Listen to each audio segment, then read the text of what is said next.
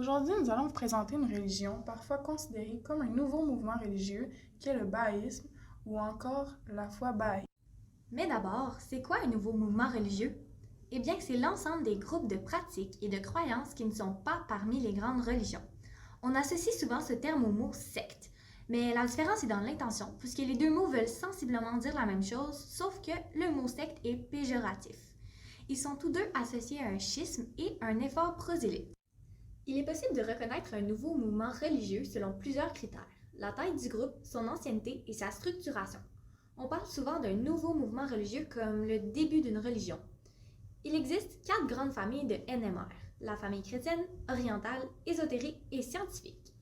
Le bahaïsme n'entre pas particulièrement dans ces cases puisqu'il ne dérive pas des chrétiens ni de l'Orient et n'est pas en relation particulière avec la science et est relativement ouvert au public. Alors nous allons explorer d'où vient le bahaïsme. Il est né au milieu du 19e siècle de l'islam chiite, cette division déjà issue d'un schisme séparant l'islam en deux. Tout ça en Perse, ce qu'on appelle aujourd'hui l'Iran. Son origine est dans le mouvement Babi, fondé en 1844 par le Bab. En effet, en 1844, après Jésus-Christ, il annonce son objectif de réformer les conditions corrompues des musulmans. Le Bab annonce donc la venue d'un nouveau prophète, ce qui provoque une montée de violence. Il sera exécuté en 1850. Donc, après sa mort, son successeur Subh-i-Azal a pris la tête du mouvement, mais un conflit éclate entre lui et Baha'u'llah, son demi-frère qui affirme être le prophète. C'est là qu'arrive un schisme, c'est-à-dire une séparation dans le mouvement Babi. Deux groupes se forment, les Azalis qui restent fidèles à Subh-i-Azal et les Bahaïs qui suivent Baha'u'llah. Baha'u'llah fonde donc officiellement le bahaïsme en 1863. Il présente sa religion comme universelle en intégrant les messages de Moïse, Jésus et Mahomet. Mais en fait, c'est quoi la différence entre une religion ethnique et universelle? Oui, une religion universelle, en fait, ça s'adresse à tout le monde et d'autres personnes peuvent s'y convertir, comme le bahaïsme. Tandis qu'une religion ethnique, c'est lié à un peuple, à un groupe ou une région, et il ne cherche pas à convertir. Par exemple, l'hindouisme. Qu'est-ce que vous diriez des séparations avec l'islam, par exemple? C'est où vous situez les Bahaïs? Tu sais, de la même façon que le christianisme est né dans le judaïsme, de la même façon, le bahaï est né dans l'islam. C'est né en Iran au 19e siècle. C'était un monde musulman qui allait vraiment pas bien, extrêmement corrompu, extrêmement inégal et injuste. Et c'est dans ce monde-là qu'est née la foi bahaï. Donc, les liens sont forts, il y a beaucoup de ressemblances, mais c'est normal parce que c'est comme quand tu passes de 5e année à 6e année, ça se ressemble, mais à un niveau un peu plus. Donc, toutes les croyances spirituelles sont les mêmes. L'importance de la prière, le jeûne, le pèlerinage, faire des dons à ceux qui sont plus pauvres que nous. Tout ça, c'est la même chose qu'en islam. C'est juste que les croyances, les règles sociales ont avancé, puis notre niveau de compréhension des règles spirituelles est rendu plus loin. Mais c'est comme des frères et sœurs, grands frères, petits frères, comme ça qu'on voit. La foi bahaï a réussi à se répandre un peu partout dans le monde et elle compte aujourd'hui des millions de croyants. Cependant, ce n'est pas grâce au prosélytisme au sens strict du terme, c'est-à-dire l'action de chercher à convertir ou à influencer une personne pour qu'elle adopte une croyance.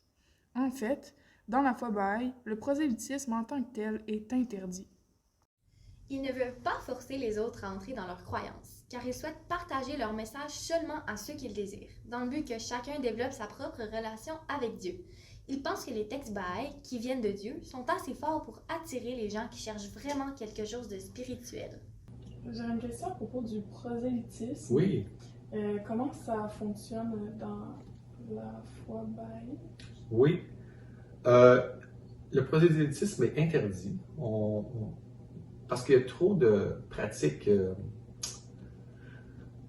inconvenantes, disons, qui sont arrivées dans l'histoire avec ce genre de choses-là. Dans le temps, au début de l'islam, il y avait beaucoup de conversions en foi. Les gens étaient, tu te convertis à l'islam ou tu meurs. Beaucoup de choses un peu qui ont été exagérées comme ça. Donc nous, il n'y a pas de prosélytisme, c'est absolument interdit. Par contre, ce qu'on peut faire, c'est en parler. J'en parle. Si toi, c'est quelque chose, un sujet t'intéresse, puis je t'en parle, tu poses des questions, je te réponds. Mais je ne vais jamais essayer d'imposer quoi que ce soit. On ne va pas cogner aux portes pour essayer d'en parler. C'est pour ça que la foi avance de cette façon-là, par de l'enseignement individuel de personne à personne. On a ce qu'on appelle des coins de feu, en anglais des fireside. Donc, c'est des soirées d'information. Donc, si toi, ça t'intéresse, puis j'ai un autre ami qui l'intéresse aussi, bien, on peut organiser une soirée ici, puis on va développer un thème en particulier qui vous intéresse tous les deux. Mais il n'y a pas de prosélytisme, comme on le voit parfois chez d'autres religions. Un phénomène similaire à la diaspora juive, c'est-à-dire la dispersion d'une partie d'une population au-delà de ses frontières nationales, s'est produite avec les Bahaïs. En effet, le baïs s'est répandu dans environ 200 pays et territoires, dont l'Inde qui comporte 40% de la population Bahaï, c'est-à-dire à peu près 1,8 million de personnes en 2010. C'est suivi des États-Unis et du Kenya. En général, les Bahaïs sont à plusieurs endroits sur le globe, mais en petit nombre. Mais est-ce que le bahaïsme est le résultat d'un syncrétisme? En fait, un syncrétisme, premièrement, c'est un mélange de croyances ou de pratiques venant de plusieurs religions différentes. Et non, le bahaïsme n'est pas un résultat d'un syncrétisme. On pourrait bien le penser parce que le bahaïsme reconnaît les prophètes de d'autres monothéistes, mais en réalité, c'est une religion indépendante. Comment vous voyez les autres religions? Comment ils voient leur Dieu différemment? Alors, il y a quelques concepts, mais un des concepts moi qui m'aide à comprendre ça ou à expliquer ça, c'est comme une école où mettons, tu as une directrice d'école ou un directeur d'école. Faisons comme si c'est Dieu. Okay? Puis il gère l'école. L'école, c'est des enseignants. Tu as la première année, deuxième année, troisième année, etc. Donc, en première année, tu as un enseignant qui enseigne à des enfants de 5-6 ans. Deuxième année, les enfants ont évolué un peu, ils sont capables d'apprendre, d'aller un peu plus loin dans leur compréhension, dans leur approfondissement des notions. Donc, c'est un peu comme ça. Donc, quand Dieu envoie des messagers ou des prophètes, les messagers, les prophètes, ils savent beaucoup de choses. Comme l'enseignant de première année, il serait capable d'enseigner en sixième année. Mais il enseigne à des enfants de 6 ans, donc il doit parler avec un vocabulaire, il doit expliquer des choses à un niveau pour l'enfant de 6 ans. Donc, dans le temps du judaïsme, par exemple, Abraham, Moïse, les gens avaient besoin de connaître la loi. C'est quoi les lois? Il y a des lois qui existent, il faut les respecter, c'est important d'apprendre les règles. L'humanité a évolué, puis là, c'était devenu trop rigide, trop sévère. Donc Jésus est arrivé, oui, c'est bien la loi, mais il y a l'amour aussi. Aimez-vous les uns les autres. C'est bien la loi, mais s'il n'y a pas d'amour derrière, ça ne marchera pas, il manque quelque chose. Donc, chaque prophète est comme un enseignant qui arrive à un moment donné dans l'histoire de l'humanité pour nous expliquer des choses au niveau où là on est rendu. Donc, l'être humain moyen d'aujourd'hui, c'est pas du tout le même être humain moyen d'il y a 2000 ans ou il y a 4000 ans. Donc, il est capable d'en comprendre beaucoup plus. C'est pour ça que la religion évolue. Donc, on croit que la religion est révélée progressivement pour qu'on puisse adapter à nos capacités. Ben, ça serait que tout le monde a le même Dieu au final? Tout le monde a le même Dieu. Il y a un seul Dieu c'est ça, qui gère tout ça, puis qui se fait connaître graduellement à travers les époques et les âges, à travers ses prophètes. Passons maintenant aux croyances des Bahaïs. Premièrement, l'unité de Dieu. En effet, les Bahaïs croient en un Dieu unique. C'est donc un monothéisme qui serait le créateur de tout et qui est au-delà de la compréhension humaine. Ils croient qu'il se révèle à l'humanité à travers des messagers appelés manifestations, tels que Moïse, Jésus, Mahomet, Bouddha et Baha ou Allah. Ici, on peut faire le lien avec certaines des grandes religions, comme le christianisme, l'islam, le bouddhisme et le judaïsme. En deuxième lieu, il y a l'unité de la religion. Ils croient que toutes les grandes religions proviennent de la même source et que les différences entre elles sont dues aux besoins spécifiques des époques et des cultures. Il y a aussi l'unité de l'humanité, donc ils croient que tous les êtres humains appartiennent à une seule et même famille. En plus, les Bahaïs rejettent toutes les formes de préjugés, raciaux, religieux, nationaux ou de genre. De plus, pour eux, les éléments naturels sont des expressions et des attributs de Dieu. Ils respectent donc énormément la nature. Pour leur relation avec la mort, ils croient que l'identité essentielle de tout être humain est une âme rationnelle et immortelle. Donc lorsqu'un Bahaï meurt, on croit que son âme est séparée de son corps et continue de progresser dans un voyage éternel vers la perfection. La question c'était quelles sont les différences et les similitudes. Par exemple, ce que vous faites, mais que d'autres ne font pas, OK. ou le contraire. Oui.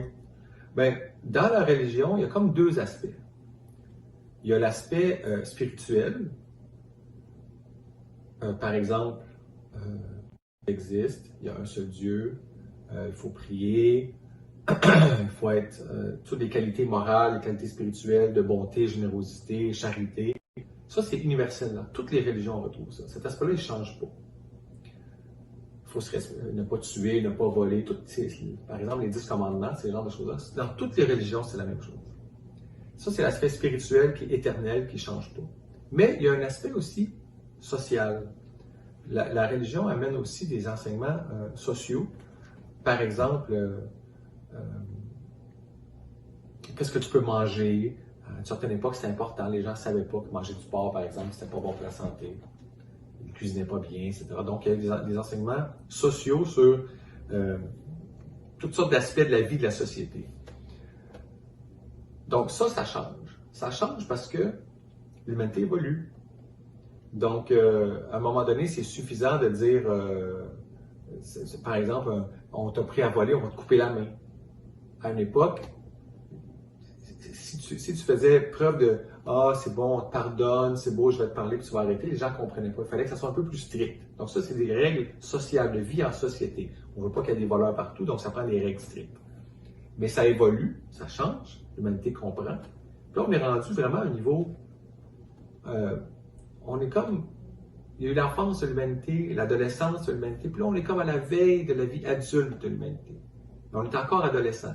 C'est pour ça que c'est un peu tumultueux, toutes sortes de choses qui se passent dans le monde. C'est pas encore l'harmonie, l'unité. On n'est pas rendu là, mais on s'en vient. Donc, les aspects sociaux sont là pour gérer la vie en société. Mais les aspects spirituels, eux, ils restent. C'est toujours la même chose. Le mariage, l'importance du mariage, l'importance de la prière. Ces choses-là restent dans toutes les religions. Donc, ça va vraiment être une adaptation à la société d'aujourd'hui. Oui. En même temps que les enseignements nous font évoluer, comme quand un enseignant à l'école nous apprend quelque chose, ça nous aide à évoluer, mais en même temps, il est capable de nous enseigner plus parce qu'on a évolué. Donc, c'est comme une espèce de cercle qui fait qu'on avance. C'est pas statique. Puis quand la religion devient statique, quand les gens sont arrivés à leur niveau maximum, ben c'est là que la déchéance commence. C'est comme à l'école. Et si le prof répète toujours la même chose, à un moment donné, tu vas perdre d'intérêt, tu vas commencer à niaiser ou à faire autre chose. C'est ça qui arrive avec l'humanité aussi. Quand on est arrivé à un certain niveau, on a besoin d'un autre enseignant qui vienne pour dire, OK, on est capable d'aller au niveau supérieur. Puis là, le niveau actuel, en fait, le niveau à laquelle on est appelé, il est très élevé maintenant. On est capable d'avoir l'unité de la planète. Puis on n'a jamais fait ça. Dans l'histoire de l'humanité, on n'a jamais réussi encore. Mais c'est ça la prochaine étape de l'évolution de l'humanité, à notre avis. Donc maintenant, on va parler de leurs principes. Le but de leur vie, c'est de connaître Dieu et d'atteindre la présence de Dieu, d'être proche de Dieu, ainsi que progresser spirituellement en servant leurs semblables. Concernant la recherche de la vérité chez les Bahaïs, chaque individu est encouragé à chercher la vérité par lui-même sans suivre aveuglément des traditions ou des autorités, comme le clergé. Concernant l'égalité homme-femme, les Bahaïs affirment que les femmes et les hommes sont égaux en droit et en capacité et que c'est essentiel pour le projet de la société, contrairement à certains préjugés. Selon eux, la science et la religion sont complémentaires et ils croient qu'une véritable compréhension de la vie nécessite les deux. De plus, la foi Bahaï souhaite réduire les écarts économiques excessifs et favorise la justice sociale. La question posée, c'est quelles sont les croyances et le but final d'avoir ces croyances? Les croyances, en général, je pourrais dire que on croit à l'existence de Dieu. On croit que l'humanité est une seule famille et qu'on est appelé à vivre ensemble en harmonie. Donc, il y a toutes sortes de choses qui viennent avec ça, comme par exemple, le racisme n'a pas sa place, le nationalisme n'a pas sa place. Le capitalisme qui exagère les différences entre les riches et les pauvres n'a pas sa place. Puis il y a toutes sortes de principes aussi pour apprendre à vivre en groupe, comme la consultation, comment on fait pour ensemble arriver à une décision commune, ce genre de choses-là. Donc, la croyance en Dieu, mais Dieu est pas... Dieu existe dans un sens où on est la création de Dieu. Donc, Dieu a comme une intention pour nous, il y a un but pour nous. Et on ne peut pas parler directement à Dieu ou comprendre Dieu, c'est notre créateur, c'est pas quelque chose comme la peinture pour ne pas comprendre le peintre. C'est un peu la même chose, donc on ne peut pas comprendre Dieu. Alors, il nous envoie des gens régulièrement, à l'intervalle de quelques siècles, pour nous parler, pour nous enseigner des choses, pour nous faire comprendre certaines choses. Et ces personnes-là sont connues dans l'histoire sous le nom de Bouddha, Mohammed, Baha'u'llah, Jésus, etc. Donc, à travers les siècles, il envoie des gens pour nous aider à évoluer. Et chacune de ces personnes-là arrive à un moment donné dans l'histoire avec quelque chose pour nous faire avancer. Donc, on a commencé il y a des milliers d'années. On n'a pas de record historique de ces gens-là parce qu'ils sont oubliés dans l'histoire, mais qui nous ont appris à vivre ensemble. Il y avait premièrement l'unité du clan. Tu sais, je parle il y a longtemps. Là. Il y avait le clan, il y a la famille d'abord. La famille a appris à vivre ensemble, à comprendre qu'est-ce que c'est une famille. Après ça, le cercle s'est agrandi, c'est devenu un clan. Ensuite, la tribu. Ensuite, souvent c'est des villes. Après ça, la nation. Et maintenant, on est rendu à l'étape où on est rendu à la planète entière. Baha'u'llah nous dit que maintenant, on est arrivé à une étape dans l'histoire de l'humanité où on peut vivre en harmonie toute la planète entière, où on n'a plus besoin des divisions, on n'a plus besoin des guerres, on n'a plus besoin de toutes ces choses-là. On croit aussi qu'on n'a plus besoin d'un clergé. Donc, il fut un temps où les humains, très peu de gens étaient allés à l'école, très peu de gens savaient lire, écrire. Le niveau d'éducation était très bas. Donc, ça prenait des gens, des érudits, qui étaient capables de nous enseigner, de nous expliquer les choses. Mais on est rendu plus loin maintenant dans l'histoire de l'humanité. On n'a plus besoin de clergé qui nous dit quoi faire, quoi penser, parce qu'il y a eu beaucoup d'abus. Il y a eu des très belles choses, mais il y a eu des abus. Et maintenant, on a enlevé aux individus tout ce pouvoir-là qu'ils pouvaient avoir avant. Donc, c'est pour ça que je disais au début, on a de la recherche personnelle et indépendante de la vérité. C'est pas le prêtre ou l'imam ou le moine qui va me dire quoi penser, je dois y réfléchir par moi-même. J'ai fait le tour, je pense. D'ailleurs, il considère l'éducation comme une valeur essentielle et il voudrait une éducation obligatoire pour tous.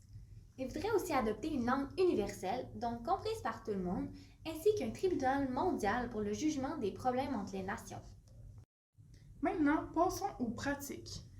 Chaque année, les Baha'is de 15 ans et plus font un jeûne de 19 jours, du lever au coucher du soleil entre le 2 mars et le 20 mars.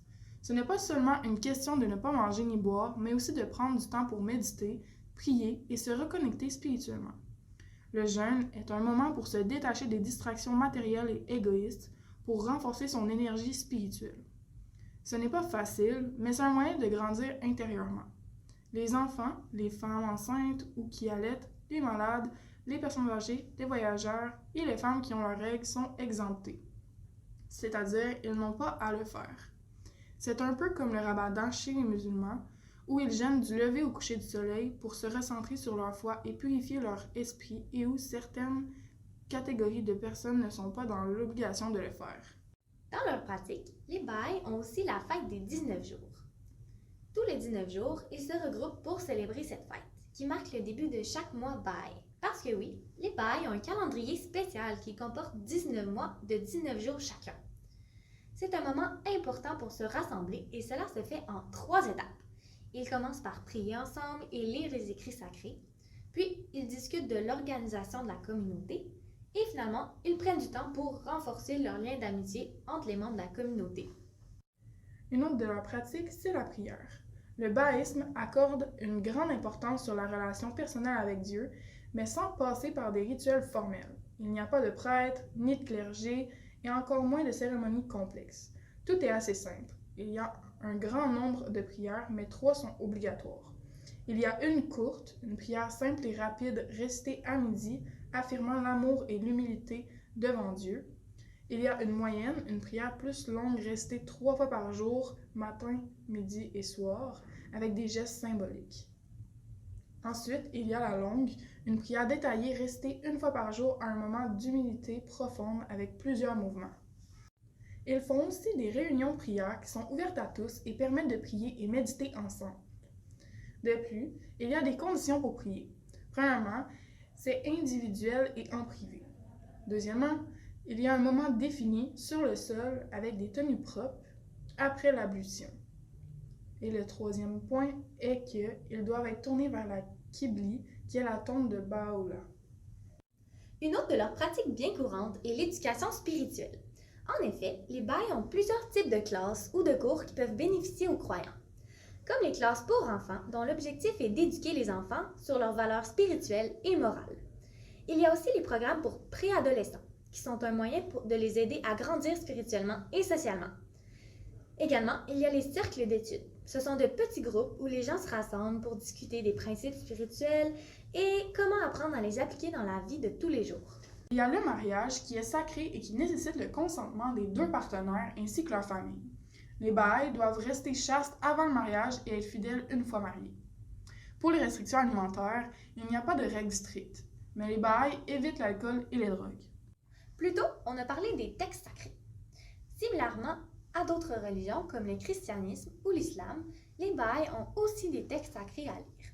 En effet, leur lecture quotidienne est une pratique essentielle. Ils sont encouragés à les lire chaque matin et chaque soir. Elle est considérée comme un moyen de renforcer la relation personnelle avec Dieu. Ces écrits comprennent des prières, des méditations, des lois et des passages mystiques révélés par Baha'u'llah, fondateur de la foi Baha'i. La lecture régulière des écrits permet donc aux Baha'is de méditer et de réfléchir à la manière de les appliquer dans leur vie et leurs actions.